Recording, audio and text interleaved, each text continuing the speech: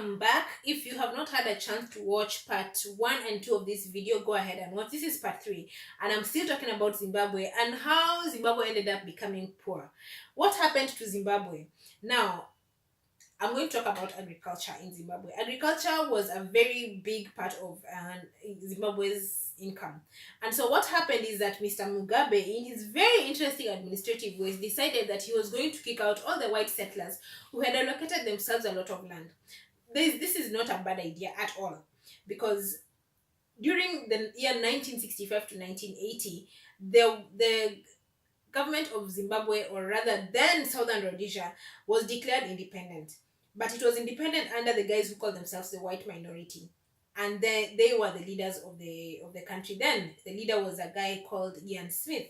And in 1980, after the fight for independence, before Mugabe took over, then these guys allocated themselves land, and they of course awarded themselves very richly.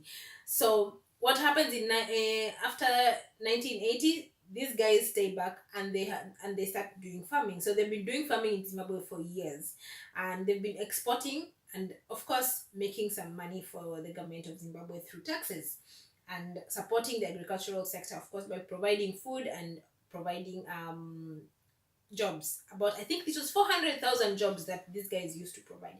So Mr. Mugabe decided that these guys need to go, and he ended up just telling them to go. But there was no strategy, there was no exit strategy, and there was no takeover strategy. This is something that Mr. Mugabe needed to have worked on, and you can do it very well, and it will take even 5 years, because you plan what is going to happen when these people leave. How are you organizing for them to exit? How are you going to take over the agricultural sector? How are you going to sustain the agricultural sector? How are you going to sustain the jobs? How are you going to ensure that you to cover the gap that will be left? So this was not what happened. People were just told to go, and the land redistribution that was meant to happen, I hear it did not even happen the way it was expected.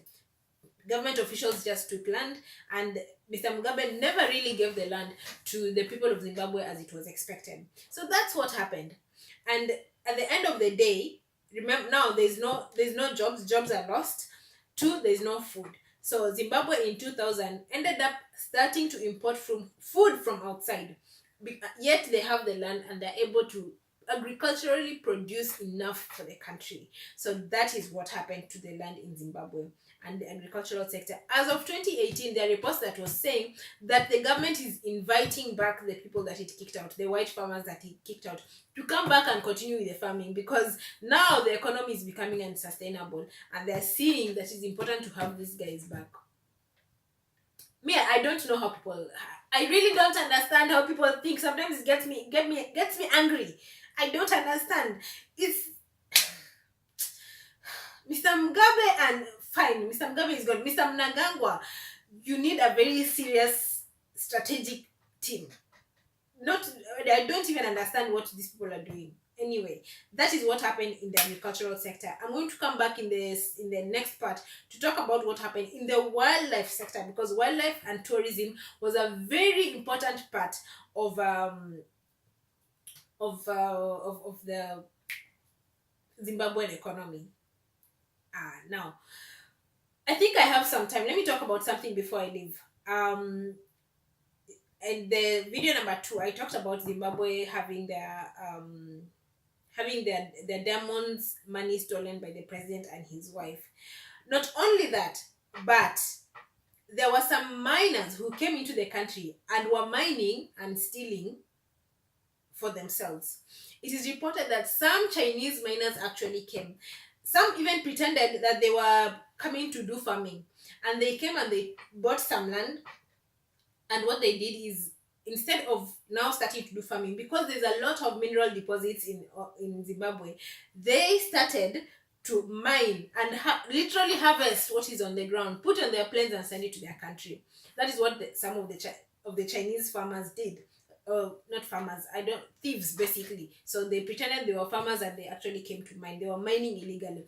Although it's also reported that there are some secret mines that Mr. Mugabe and his government officials ended up allocating for themselves. So they are mining illegally for themselves, because when you find a mine, ordinarily it should belong to the government, but they are mining for themselves and taking all their money, putting it in their pockets.